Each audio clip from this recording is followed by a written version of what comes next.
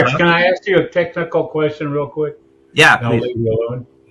Hey, I saw somebody put something on the channel yesterday. I don't know who it was.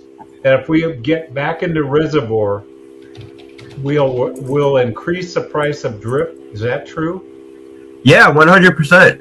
Okay, because I put Mhm. point two BNB in there yesterday, and I haven't seen anything. So does it take a while for me to start earning You're going to divs? need to put more than that, Mike.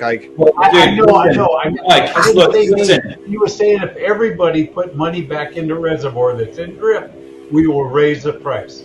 Yeah, Correct. so let me just explain how the reservoir works real quick, okay? Thank you. Because, Go ahead. I think it's important. So when someone deposits into the reservoir, you're depositing BNB. Half of the BNB that you deposit then gets used on the contract to buy drip from the native DEX. It then takes half the BNB and half the drip, or at this point, all the BNB and all the drip, and pairs it in the liquidity pool, right? The native DEX liquidity pool.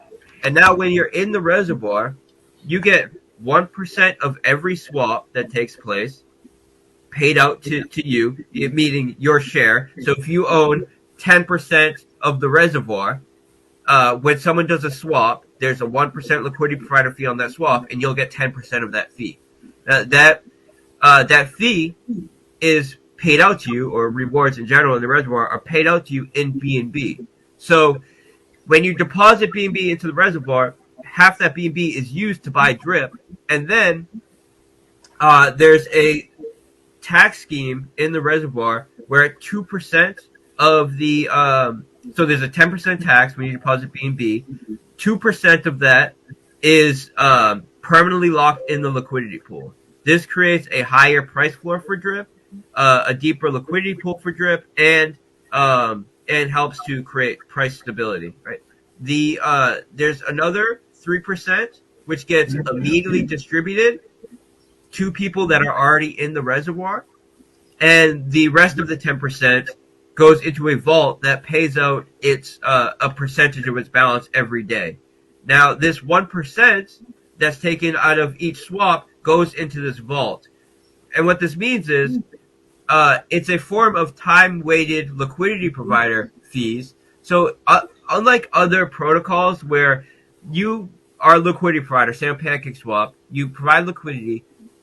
Now, there's a 3% fee on each transaction, and the percentage that you get paid of this 3% is dependent on the size of the liquidity pool that you make up. But it's a flat 3% fee, and that's distributed with no weighting, just a flat rate every time.